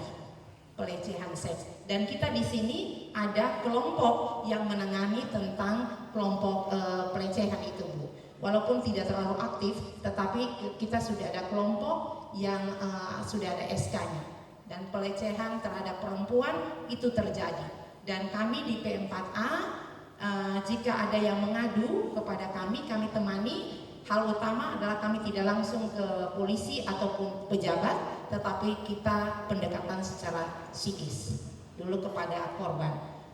Ada beberapa teristimewa kami di Faperta, saya dari Faperta, kami temani dan kami temani untuk psikisnya dulu. Kalau sudah oke psikis, kalaupun harus ambil di adat, karena di sini Papua kuat sekali untuk adat, kami lakukan dengan adat. Kemudian kalau sudah dengan adat selesai, kalau misalnya korban mau kembali untuk ke hukum, kami temani. Tapi sampai saat ini kami sebatas psikis saja. Jadi mendampingi. Kebetulan saya orang psikologi sosial, jadi temani mahasiswa yang dilakukan pelecehan. Hal berikut yang terakhir, Kakak Olin, ini saya panggil kakak, dia panggil saya tante. Kakak Olin, saya setuju sekali. Saya setuju sekali bahwa kegiatan pendidikan itu kita DWP sudah saatnya keluar dalam artian ke fakultas-fakultas sudah dilakukan, selanjutnya kita harus keluar ke masyarakat. Ya, usul kepada Ibu Ketua, kalau boleh kita keluar. Saya mengerti sekali karena saya juga terlibat 5 tahun kemarin dengan Dharma Wanita. Hal utama yang paling sekali yang menjadi dasar kita tidak bergerak di dalam ataupun di luar adalah hal dana. Ini yang harus kita terbuka, ya. Saya kira Pak Ibu Syaf dengan Ibu Ida itu sudah tahu persis. Kami, ya Ibu Ida tertawa. Kami 5 tahun lalu kami lakukan analisa kebutuhan untuk ibu-ibu Dharma Wanita. Kami sudah mendapatkan analisa kebutuhan bahwa kebutuhan pertama yang dibutuhkan oleh ibu-ibu Dharma Wanita UNIPA yaitu tentang nanti Ibu Reni tambah lagi ya. Ya, Ibu Reni juga pakar juga jadi. Yaitu tentang Ibu Titin kita dapatkan yaitu bahwa untuk ekonomi keluarga itu kita dapatkan ada. Makanya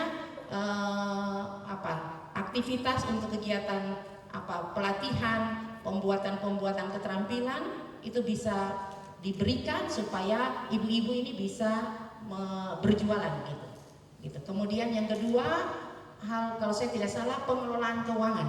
Ya Ibu Ida ya, pengelolaan keuangan itu penting karena ibu-ibu Dharma Wanita nih ada punya usaha-usaha, bagaimana mereka mengelola usaha itu belum dilakukan dengan baik.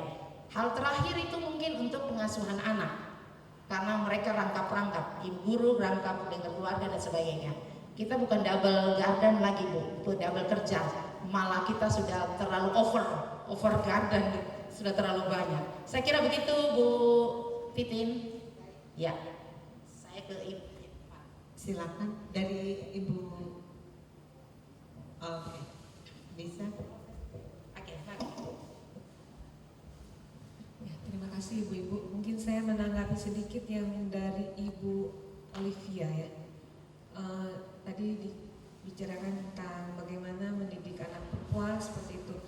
Nah mungkin dari kami karena kita ini DWP dari Kementerian Pendidikan Sains dan Teknologi gitu ya. Mungkin yang perlu dipikirkan juga ketika kita membuat program kerja. Nah kalau bicara anak, nah kadang-kadang itu program tersebut bisa jadi kalau dari kementerian itu masuknya di Kementerian Dikdasmen, Pendidikan Dasar dan Menengah. Nah, karena pendidikan kita tinggi sains dan teknologi, maka kita bicara untuk ibu-ibu DWP, juga untuk mahasiswa gitu ya, pada level mahasiswa mereka juga adalah mahasiswa-mahasiswanya adalah calon pembentuk keluarga gitu ya, yang bagaimana membentuk keluarga yang kuat. Seperti jadi di situ ada ruang lingkupnya yang perlu dipikirkan ya, sama ya. Kalau misalnya ini seperti Ibu tadi, memang kalau di kami Dharma Wanita ini kayaknya sudah kita ketahui bahwa nggak ada dananya gitu ya Bu. Jadi memang itu adalah suatu tantangan nih buat kita, bagaimana bentuk selama ini yang berjalan adalah dengan bentuk dalam bentuk ibu-ibu mencari sponsor. Iya, jadi memang ya di kami ya syukur ya pada Tuhan ya, jadi ada ibu-ibu yang bisa cukup berpengalaman untuk mencari sponsor seperti itu, untuk mendanai kegiatan-kegiatan seperti itu ya. Terima kasih. Baik, terima kasih. Saya coba untuk menjawab pertanyaan dari Ibu Dona terkait dengan strategi mengatasi batas gender di dalam sebagai perempuan di masyarakat tapi juga dalam keluarga. Jadi perlu kita ketahui bersama bahwa sebenarnya pemahaman gender itu belum diketahui oleh semua orang, terutama orang asli Papua. Sehingga kita bicara kesetaraan gender itu masih ada di awan-awan, belum landing ke dasar. Itu persoalan kita hari ini. Karena orang Papua itu bukan ada di kota. Orang Papua itu ada di kampung. Hari ini kita lihat bahwa putus sekolah banyak di kampung.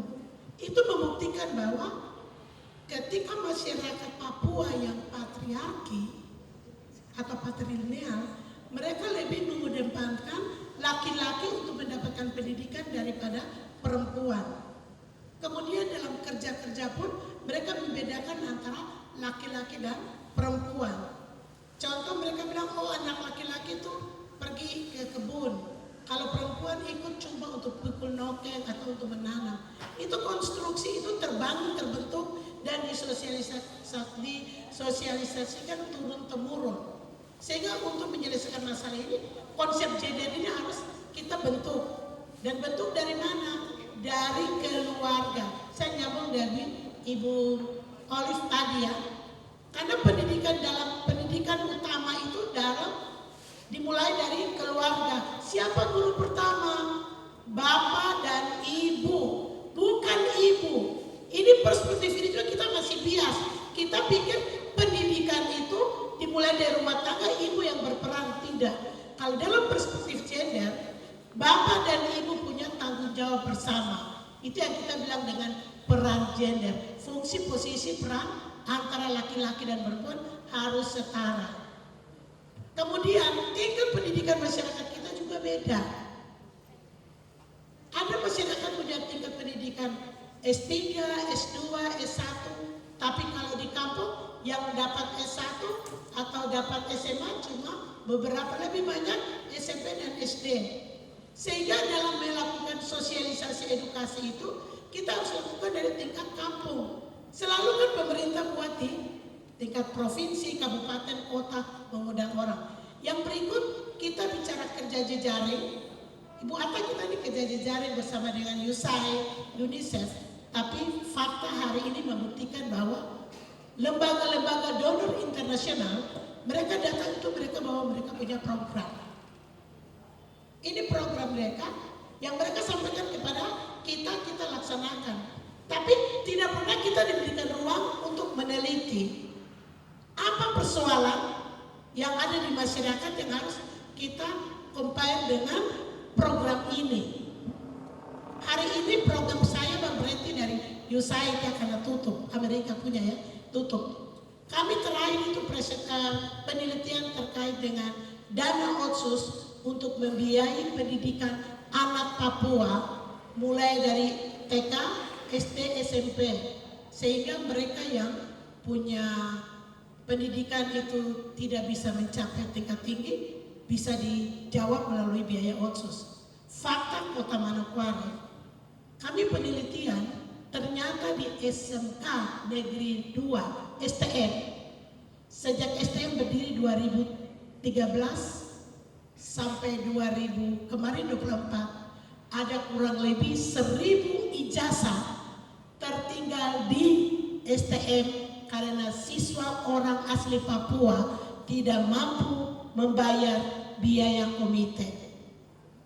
Bahkan ada anak sudah kuliah di Unipa, ijazahnya masih ada di STM. Kami didorong oleh pihak NGO internasional untuk melakukan penelitian itu, terutama USAID kolaborasi. Tapi saat kami menyampaikan itu kepada Pemda, tertutup. Jadi pihak-pihak donatur NGO internasional datang mau kolaborasi, tetapi susah. Kenapa? Karena pemerintah daerah menutup diri untuk melihat itu, karena program nasional sudah turun ke daerah.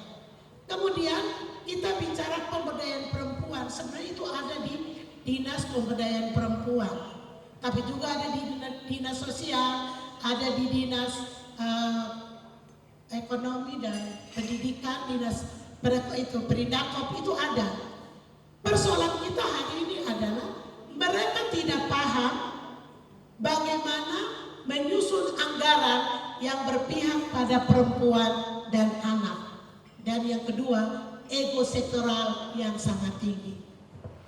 Itu mempengaruhi kebijakan-kebijakan program, Padahal peraturan presiden, instruksi presiden nomor 9 tahun 2000 tentang pengaruh utama gender dalam pembangunan yang didukung dengan peraturan Menteri Keuangan nomor 67 tahun 2014, di mana setiap provinsi kabupaten wajib menyusun anggaran yang responsif gender. Artinya anggaran bukan untuk perempuan saja, tapi bagaimana setiap program kegiatan melibatkan laki-laki dan perempuan.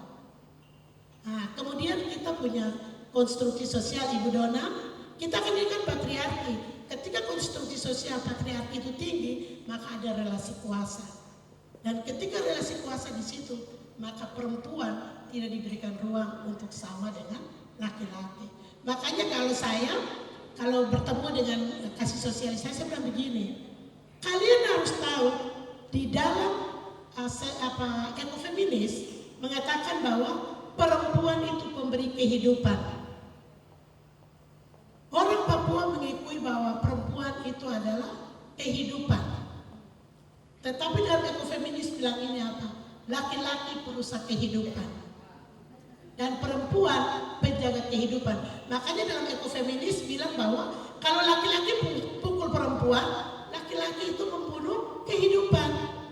Perempuan merawat kehidupan. Nah, ini kan perlu dimengerti oleh semua orang. Bagaimana menjaga seorang perempuan. Karena perempuan itu punya hak reproduksi. Dia punya reproduksi di mana dia bisa menstruasi, mengandung, melahirkan dan menyusui. Jadi ini yang tidak dipahami oleh masyarakat. Dan untuk apa yang Ibu Dona tanyakan itu kan pemahaman gender terhadap masyarakat adat itu masih kecil. Makanya kalau saya tangani kasus, mereka bilang, saya jelaskan hak-hak korban, saya bilang mau kemana? Polisi atau adat? Polisi udah bicara denda adat. Yang bicara denda adat, masyarakat adat. Polisi bicara sesuai hukum positif. Oleh sebab itu, mari kita, Dharma Wanita bisa melakukan, mungkin bisa juga memilih tempat untuk meningkatkan pemahaman gender di masyarakat. Jadi kita bicara sumber daya manusia bukan saja sekolah, tapi bicara masalah kesehatan, pendidikan, bagaimana pemberdayaan ekonomi perempuan di tingkat kampung, di tingkat masyarakat. Apalagi program Dharma Wanita tuh sosial ya, itu pasti kita bisa lakukan. Tidak ada yang tidak bisa. Saya pikir dulu kalau dulu Dharma Wanita bisa lakukan, kenapa hari ini tidak? Mari kita memulai, mencoba untuk memulai. Kita kerjasama dengan dinas-dinas teknik seperti Perindakop, tapi lebih ini apabila kita membawakan data, itu akan membuktikan bahwa ini ada persoalan. Kalau kita tunjukkan data dengan persoalan, mereka akan membuka diri. Tapi pendekatan emosional harus kita bangun.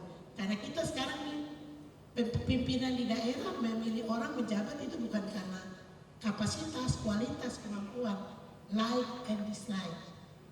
Dan hal ini mempengaruhi setiap proses kebijakan pembangunan.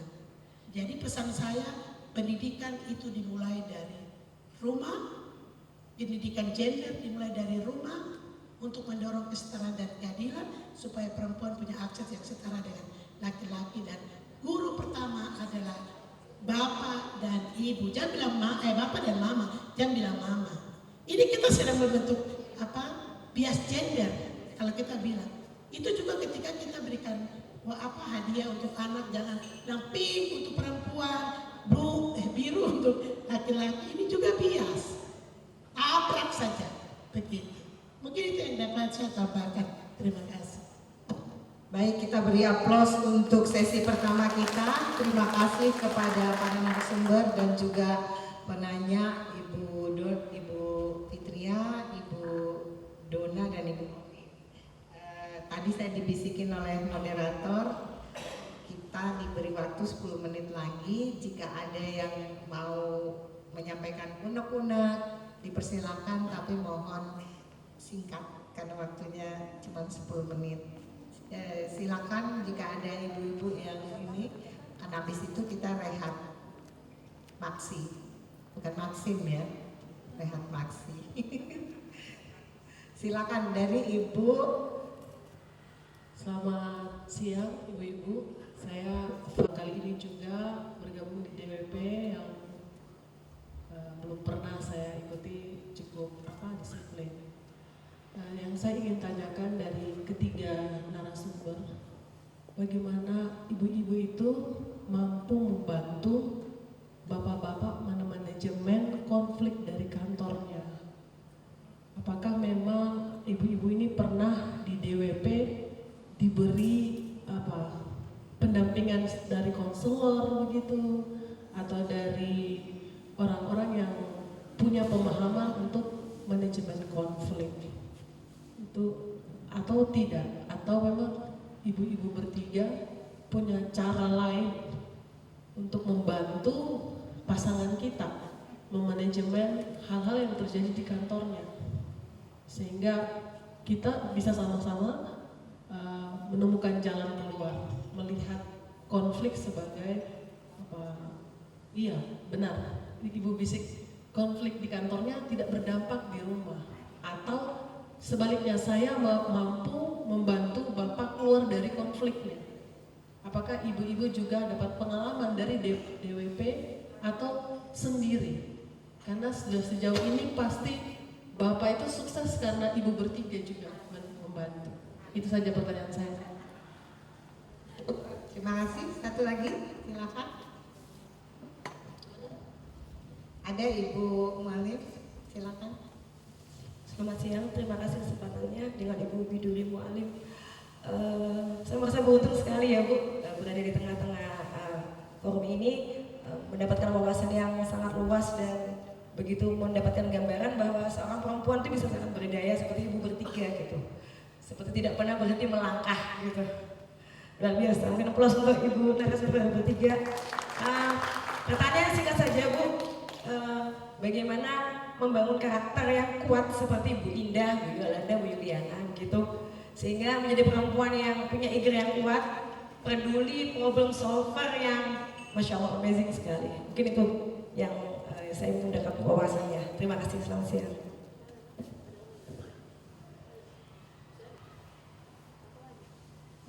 Baik Ibu, ini kayaknya ditujukan kepada semua untuk bisa berbagi bagaimana bisa menjadi seorang yang sekarang, yang dibentuk dari dalam rumah sampai masih ada? Masih ada. Oh, satu silakan.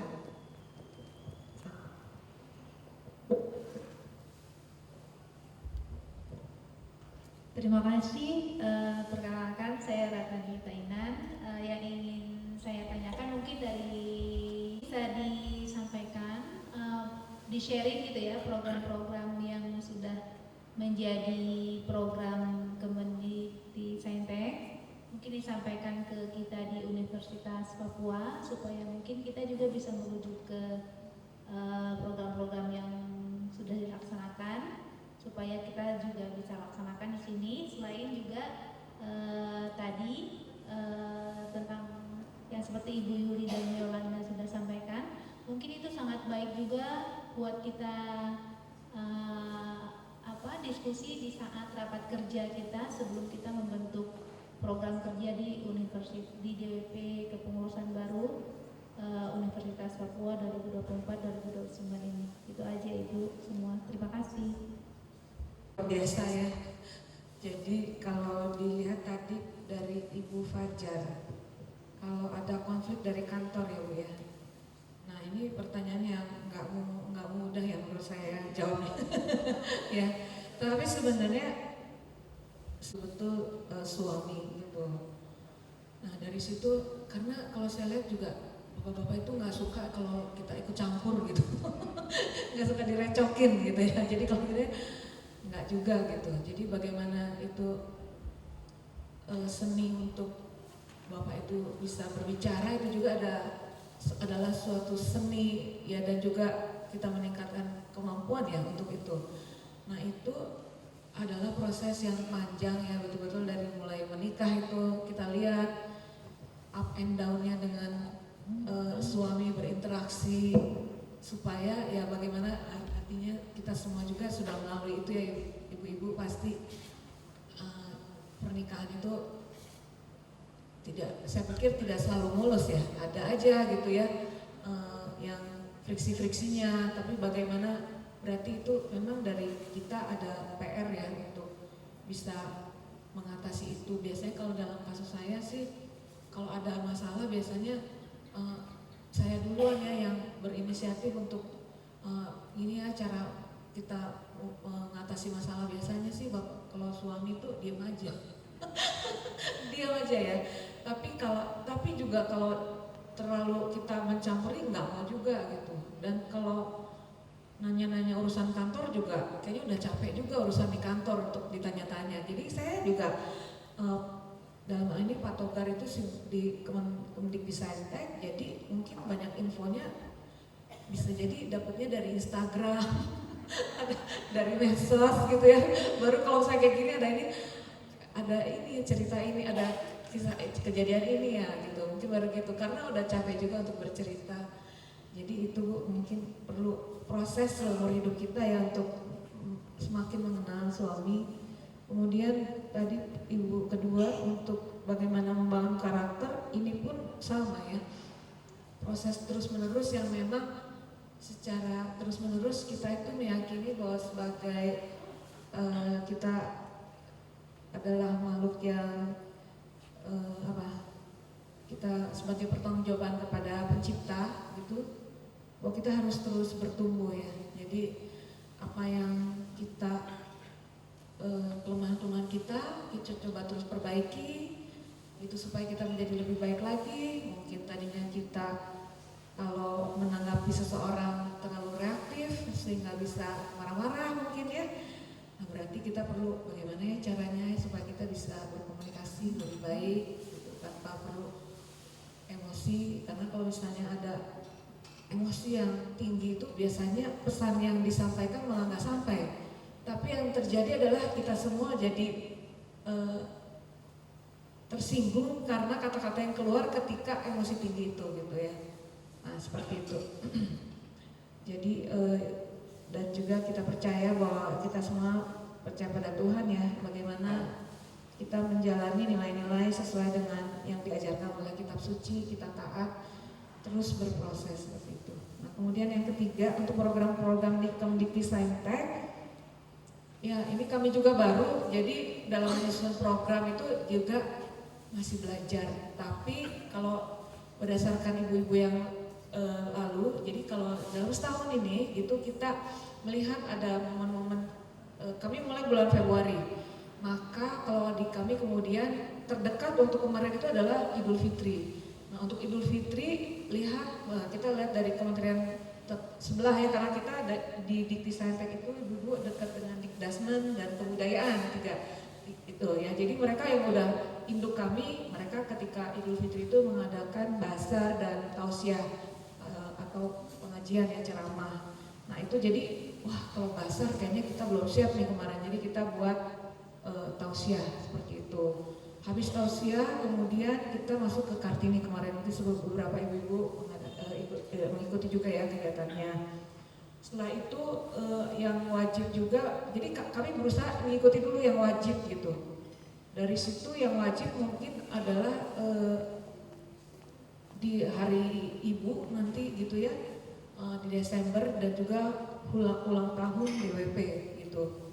Ya, kalau misalnya kegiatan 17 Agustus karena di kementerian kita bisa ikut kegiatan di kementerian. Jadi kegiatan-kegiatan itu ibu-ibu berdasarkan masukan dari ibu-ibu yang pakar ya, salah satunya Bu Frida gitu kan. Itu adalah ada kegiatan yang memang DWP sendiri adakan, ada juga kegiatan kalau di kementerian sudah adakan berarti kita ngikut di kegiatan kementerian seperti 17 Agustus tersebut. Mungkin dari saya seperti itu, ke ibu-ibu dulu. Nanti kalau misalnya masih ada yang mau ditanyakan, mungkin Bu Frida atau Bu Fitri bisa membantu. Terima kasih. Saya sambung Bu Pipin. Iya, ini konflik apa yang di dalam kantor. Kebetulan suami juga bekerja di Unipad, sama-sama. Kalau saya sepanjang pengalaman, jika suami ada punya konflik di kerja, kami senantiasa pagi hari berdoa bersama, dan situlah biasanya saling curhat. Dan hal yang kami lakukan adalah kalau saya mengalami konflik di dalam saya atau suami mengalami konflik di dalam kantor, biasanya dia ingat saya ingat dia, yaitu harus tenang. Nanti selanjutnya di rumah baru blok gitu, baru kasih tahu curhatannya gitu. Itu yang saya lakukan, dan sepanjang ini saya pikir konflik di kantor tidak pernah tersebar sehingga kita marah orang dan sebagainya, tetapi suami tempat curhat dan istri tempat curhat untuk solusi permasalahannya. Itu yang saya alami ya. Kemudian kalau karakter, saya pikir hal utama yang saya belajar dari dulu sampai sekarang yaitu memahami orang lain lebih penting duluan dibandingkan memahami diri kita sendiri. Jadi biasanya saya kalau di dalam satu sistem, saya belajar dulu memahami orang lain, itu lebih penting. Mengerti orang itu baru kita membentuk suatu sistem. Dan yang utama adalah mencoba. Jangan ragu untuk mencoba, karena kalaupun salah itu suatu proses. Saya pikir begitu. Ya. Kalau saya sudah makan garam banyak sekali, jadi sedikit lagi sudah mulai ke pensiun, jadi banyak sekali yang harus dilakukan. Ibu Yuli, mari dipersilakan. Baik, terima kasih. Kalau Olive tahu ya suami saya, kemudian Mama Aka tahu, saya punya suami itu orang yang tarto marah. Saya yang cerewet. Jadi kalau saya marah, suami saya bilang di rumah ya, kalau urusan keluarga, saya kalau marah suami dia tuh, saya bilang begini, Mama sudah selesai marah. Saya bilang tidak, saya masih bicara. Dia langsung pergi ke keluarganya Ibu Sesa almarhum, pergi di sini. Nanti bersaat telepon, kakak, Mama ada deh, Bapak Saka ada. Oh iya ada, suruh Bapak pulang datang. Itu kalau konflik internal keluarga. Tapi kalau konflik di tempat kerja, suami saya tuh kan melayani orang tuh senyum terus. Tidak pernah marah-marah. Sampai suster-suster bilang gini, aduh Kak Saka peluk-peluk. Mereka peluk saya punya suami, saya cuek saja. Karena bagi saya itu emosional yang mereka sedang bangun. Tapi saya punya aturan dalam rumah. Masalah di kantor, urusan di kantor, jangan bawa ke rumah. Kalau bawa ke rumah, saya akan marah. Jadi suami saya dulu pertama jadi PNS sebagai di kepegawaian. Ngurus nasib semua perawat yang sudah tua-tua sekarang jadi semua kabupaten, waktu itu belum ada pemekaran. Jadi dia urus nasib mereka untuk naik pangkat, untuk gaji dan sebagainya, urusan kredit pun. Kemudian kalau mereka datang, terutama yang datang dari Begaf, dari Wondama, Bintuni, mereka datang, saya tanya, Bapak tadi suster dari mana? Atau itu dari mana? Dia bilang, oh Mama dong dari Bintuni. Saya bilang, Bapak ingat, dorang bekerja sudah jauh dari kota ini.